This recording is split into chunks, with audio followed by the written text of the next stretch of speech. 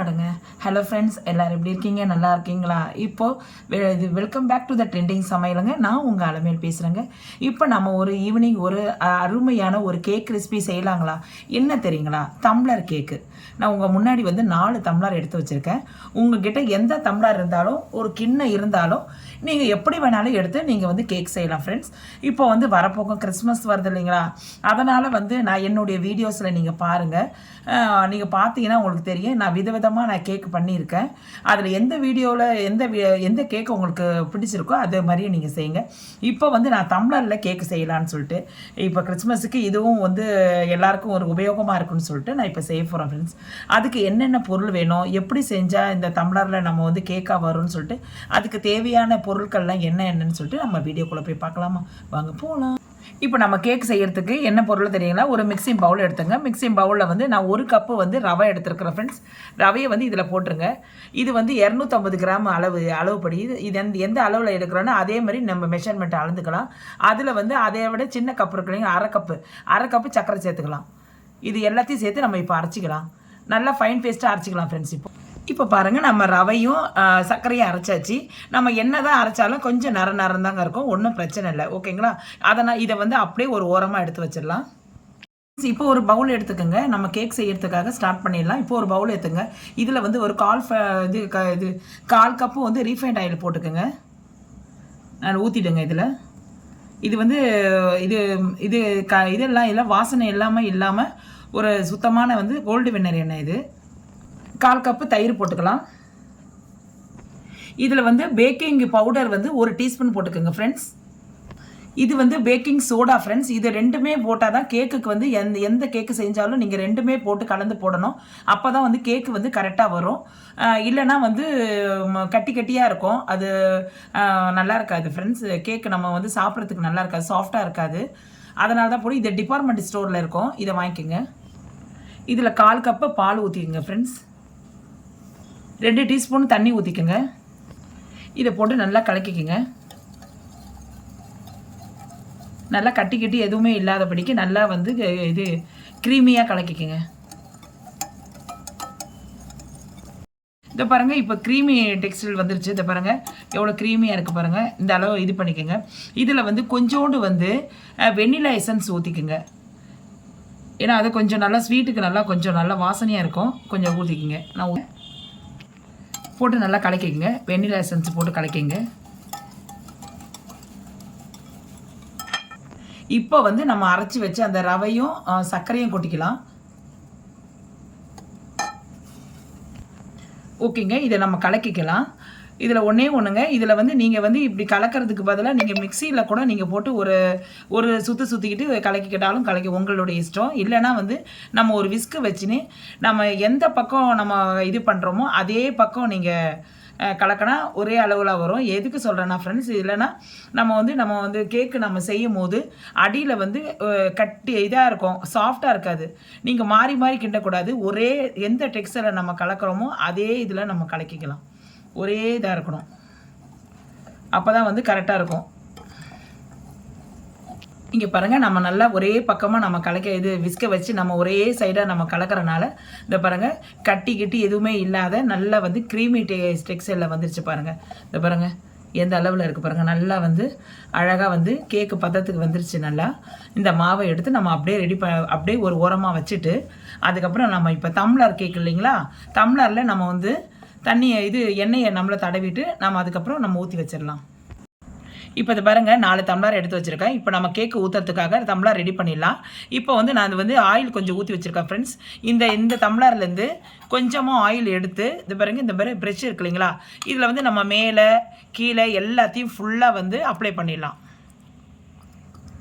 அப்போ தான் நமக்கு அது ஒட்டாத வரும். இதே மாதிரி 4 டம்ளர்லேயும் நம்ம அப்ளை பண்ணிடலாம் ஃப்ரெண்ட்ஸ். இதில் கொஞ்சம் அரை டீஸ்பூன் மாவு, மைதா மாவு இல்லைன்னா கோதுமை மாவு, ஏதாவது ஒரு மாவை எடுத்து நல்லா அப்ளை பண்ணிவிடுங்க.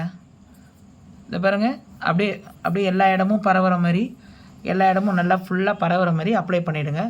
அப்ளை பண்ணிட்டேன்னா எதுக்கு நான் சொல்கிறேன்னா, அப்போ தான் நம்ம மாவு நம்ம உள்ளே ஊற்றும் போது நம்ம அழகாக ஒட்டாமல் வரும் ஃப்ரெண்ட்ஸ். எல்லாத்துலேயும் கொஞ்சம் கொஞ்சம் நம்ம அப்ளை பண்ணிடலாம். இப்போ நம்ம டம்ளரில் மாவெல்லாம் இது பாருங்க மாவெல்லாம் போட்டு ஃபுல்லாக அப்ளை பண்ணி வச்சுருக்கோம். இதில் வந்து இந்த மாவு இருக்கு இல்லைங்களா, நம்ம ரெடி பண்ணி வச்சுருக்கிற இது கேக்கு மாவு எடுத்து கொஞ்சம் கொஞ்சமாக ஊற்றிடுங்க ஃப்ரெண்ட்ஸ். இப்போயும் நான் சொல்கிறேன், பாதி கப்புக்கு மேலே ஊற்றாதீங்க. ஏன்னா வந்து அது பொங்கி வரும்போது வெளியே வரும். அதனால் பாதி கப்புக்கு மேலே ஊற்றாதீங்க. நான் உங்களுக்கு காட்டுறேன்.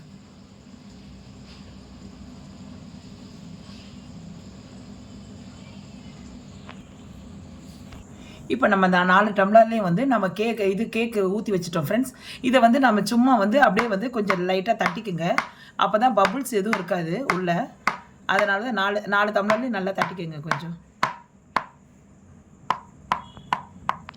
இப்போ 4 டம்ளர்லேயும் பாருங்கள் ஃப்ரெண்ட்ஸ், நான் சொன்ன மாதிரியே வந்து முக்காவை தான் ஊற்றிருக்கிறேன். ஃபுல்லாக ஊற்றக்கூடாது. ஏன்னா பொங்கி வரும்போது கேக்கு வந்து கீழே விழுந்துடும். அதனால் வந்து முக்கா எல்லாமே முக்கா இருக்குது. எல்லாத்தையும் நம்ம வந்து பபுள்ஸ் இல்லாதபடிக்கு நம்ம நல்லா தட்டிட்டோம் ஃப்ரெண்ட்ஸ். இப்போ எடுத்து நம்ம இது கேஸில் வச்சிடலாம் ஃப்ரெண்ட்ஸ். இப்போ நம்ம இதே குக்கரில் வச்சு செஞ்சிடலாம் ஃப்ரெண்ட்ஸ். குக்கரில் வந்து நான் வந்து ஒரு ஸ்டாண்டு ஒன்று வச்சுருக்கேன் பாருங்கள். இதில் வந்து நான் உங்கள்கிட்ட வந்து நான் மாவு வைக்கிறதுக்கு முன்னாடியே வந்து 5 மினிட்ஸ் ஒரு 5 நிமிஷம் வந்து ஃப்ரீ ஹீட்டில் வச்சுட்டேன் ஃப்ரெண்ட்ஸ்.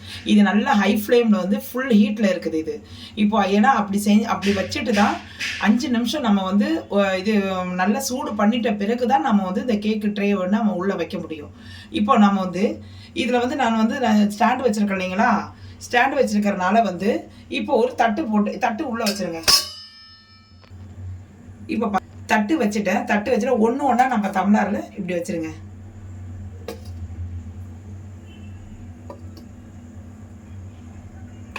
அவ்வளோதான் ஃப்ரெண்ட்ஸ். 4 டம்ளர் நம்ம வச்சுட்டோம். கரெக்டாக வச்சுருங்க. இதில் இது ஃப்ரெண்ட்ஸ் நம்ம வந்து உங்களுக்கு தேவையான நட்ஸை வந்து நீங்கள் அப்படியே வந்து இந்த டம்ளரில் தூவிக்கலாம். நட்ஸ் கூட போட்டுக்கலாம். நான் வந்து ஃப்ரூட்டி போட்டிருக்கேன். இதை பாருங்க. உங்களுக்கு தேவையானது நீங்கள் வந்து என்ன இது இருக்குதோ, உங்கள் வீட்டில் என்ன இருக்கோ நீங்கள் அதை போட்டு நம்ம டெக்கரேஷன் பண்ணிக்கலாம். இப்போ ஃப்ரெண்ட்ஸ், இப்போ வந்து நான் தேவையான நீங்கள் நட்ஸ் வீட்டில் இருந்துச்சுன்னா போட்டுக்கோங்க. இல்லைனா நான் டூட்டி ஃப்ரூட்டி போட்டிருக்கேன். போட்டு நான் டெக்கரேஷன் பண்ணிவிட்டேன். இப்போ இதிலேருந்து ஃப்ரெண்ட்ஸ் நம்ம வந்து குக்கரில் வந்து பேஸ்கெட்டு மட்டும் இருக்கட்டும். ஆனால் வந்து குக்கரில் நான் வந்து விசில் போடலை. அப்படியே மூடி வச்சு இதுலேருந்து ஃப்ரெண்ட்ஸ் இது வரும் ஒரு நிமிஷம்.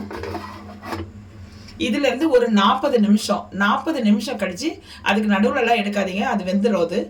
ஒரு 30 இல்லைன்னா 40 நிமிஷம் எடுத்துடலாம் ஃப்ரெண்ட்ஸ். நம்ம எடுத்து நம்ம பார்க்கலாம். இப்போ நம்ம வந்து இது 40 நிமிஷம் ஆயிடுச்சு. நம்ம எடுத்துடலாம் ஃப்ரெண்ட்ஸ். நம்ம வந்து இப்போ கேஸ் ஆஃப் பண்ணிடலாம். கேஸ் ஆஃப் பண்ணிவிட்டு இது கொஞ்சம் வந்து டம்ளர் ஆறட்டோடனே நம்ம எடுத்துடலாம் ஃப்ரெண்ட்ஸ். ஓகே ஃப்ரெண்ட்ஸ், நம்ம இப்போ வந்து நம்ம அப்படியே இந்த கத்தி இருக்கு இல்லைங்களா, இது நல்லா ஆறிச்சு. இப்போ டம்ளரில் இருக்கிற கேக்கு கத்தியை வந்து நைஃப்பில் வந்து கொஞ்சம் லைட்டாக வந்து குத்தி விட்டுன்னா இப்போ நம்ம வருதான்னு பார்க்கலாம். அப்படியே மெதுவாக எடுங்க பார்ப்போம். பாருங்கள் எவ்வளோ சூப்பராக வந்திருக்கு பார்த்தீங்களா. பாருங்கள் எவ்வளோ சூப்பராக வந்திருக்கு பாருங்கள். இதே மாதிரி நம்ம இன்னொரு இதையும் வந்து அப்படியே கத்தி வச்சு நம்ம நைஃப் வச்சு கொஞ்சம் ஓரம் வரைக்கும் அப்படியே இது பண்ணிவிடுங்க ஃப்ரெண்ட்ஸ். ஏன்னா வந்து நம்ம ஆல்ரெடி வந்து இது கோதுமை மாவு தடவி இருக்கிறனால வந்து அது ஒட்டாது. அதை உங்களுக்கு சொன்னேன் இல்லையா, நாங்கள் ஒட்டாதுன்னு சொன்னேன் இல்லைங்க பார்த்தீங்களா. பாருங்க இதெல்லாம் மேலே வந்து கோதுமை மாவு தான், வேறு ஒன்றும் இல்லை. இப்போ அதே மாதிரிங்க 4 டம்ளர்லேயும் நம்ம அப்படியே நைஃப் வச்சு குத்திட்டோம். இதை பாருங்கள். அப்படியே நம்ம இப்போது இதையும் நான் உங்கள்கிட்ட காட்டுறேன். ஏன்னா 4 டம்ளர் எடுத்தோம் இல்லைங்களா, அதனால். இந்த பாருங்கள் டம்ளர் இல்லைங்களா, 4 டம்ளர்லேயும் நம்ம வந்து கேக் வச்சுட்டோம். அதுக்கப்புறம் வந்து உங்கள்கிட்ட மிச்சம் இருந்தது ஃப்ரெண்ட்ஸ், அதனால் ஒரு கிண்ணத்தில் வச்சு நான் ஊற்றி வச்சேன். அது கிண்ண கேக்கு பாருங்கள். செம்ம சூப்பரான வந்து நான் வந்து கேக்கு இது டம்ளர் கேக்கு ரெடி ஆயிடுச்சு. ஓகே ஃப்ரெண்ட்ஸ், இப்போ செம்ம சூப்பரான நம்ம வந்து கிறிஸ்மஸுக்கு வந்து நம்ம டம்ளர் கேக்கு ரெடி பண்ணிட்டோம். ரவா கேக்கு நம்ம டம்ளரில் வச்சு நம்ம ரெடி பண்ணிட்டோம். குக்கரில் தான் வச்சு ஒரு 40 நிமிஷம் வச்சு நம்ம ரெடி பண்ணிட்டோம் ஃப்ரெண்ட்ஸ். ஆனால் வந்து நான் சொன்ன அளவோடு போட்டிங்கன்னா அவ்வளோ செம்ம சூப்பராக, அவ்வளோ இது வாயில் போட்டதுக்கு அவ்வளோ டேஸ்ட்டாக இருக்கும் ஃப்ரெண்ட்ஸ். இப்போது நான் வந்து நிறைய இது கிறிஸ்மஸுக்கோசரம் நான் வந்து என்னுடைய வீடியோவில் வந்து நிறைய வந்து அப்லோட் பண்ணியிருக்கேன். அதில் உங்களுக்கு எது வந்து ஈஸியாக இருக்கோ பார்த்து செய்யுங்க. பண்ணுவீங்க. ஆனால் இது ரொம்ப ஈஸி ஃப்ரெண்ட்ஸ். இது வந்து வித்தின் வந்து நான் ஒரு 40 நிமிஷம்ன்றது வந்து நீங்கள் 30 நிமிஷம் கூட ஒரு 20 நிமிஷம் கூட நீங்கள் எடுத்து பார்க்கலாம். அது வெந்திருக்கான்னு நீங்கள் செக் பண்ணிவிட்டு அதுக்கப்புறம் எடுத்துக்கங்க ஃப்ரெண்ட்ஸ். இது ரொம்ப ஈஸி ஃப்ரெண்ட்ஸ். இது வந்து நீங்கள் குழந்தைங்களுக்கு வந்து ரொம்ப விருப்பப்பட்டு பிள்ளைங்க வந்து சாப்பிடுவாங்க. ஏன்னா வந்து டம்ளரில் இருக்கிறனால ஆளுக்கு ஒரு டம்ளர் கொடுத்துட்டிங்கன்னா குழந்தைங்க நல்லா ரொம்ப விருப்பப்பட்டு சாப்பிடுவாங்கன்னு சொல்லிட்டு தான் இது டம்ளரில் கேக்கு செஞ்சேன். மிச்சம் இருக்கிறத வந்து நான் ஒரு கிண்ணத்தில் கேக்கு செஞ்சேன் ஃப்ரெண்ட்ஸ். ஓகேங்களா? இது வந்து எப்படி வந்திருக்கு நான் உங்கள் முன்னாடியே வந்து ஓப்பன் பண்ணி அதை வந்து நான் எடுத்து காட்டுறேன். நீங்கள் பாருங்கள் ஃப்ரெண்ட்ஸ். இதை பாருங்கள். இதை பாருங்கள் எவ்வளோ அழகாக. இதை பாருங்கள். நான் க்ளோஸ்அப் தான் நான் காட்டுறேன். எவ்வளோ அருமையாக நல்லா இது பாருங்கள் வெந்திருக்கு பாருங்கள். நல்லா ஃப்ளஃபியாக இருக்குது பாருங்கள். மேலே சூப்பராக வெந்திருக்கு பாருங்கள். இது பாருங்கள் எப்படி இருக்குது பாருங்கள். இது பாருங்கள். நான் உங்களுக்கு ஓப்பன் பண்ணி காட்டுறேன். அதை பாருங்கள் பிச்சு காட்டுறேன். இதை பாருங்கள். இதை பாருங்கள் ஃப்ரெண்ட்ஸ் எவ்வளோ அருமை. இதை பாருங்கள் ஆவி பறக்குது பாருங்கள். எவ்வளோ அருமையாக இருக்குது பாருங்கள். செம்ம சூப்பராக இருக்குது பாருங்கள் ஃப்ரெண்ட்ஸ். எவ்வளோ அருமையாக இருக்குது பாருங்கள். இப்போ கிறிஸ்மஸுக்கு இதை செஞ்சு நீங்கள் வந்து இருக்கிற பக்கத்து வீட்டுக்காரங்கள்ட்ட தான் கொடுத்தீங்கன்னாவே இது யோசிப்பாங்க, இது எங்கே வாங்கினீங்கன்னு சொல்லிட்டு. கடையில் வாங்கினீங்களா, அவ்வளோ அருமையாக இருக்குன்னு சொல்லிட்டு கேட்பாங்க.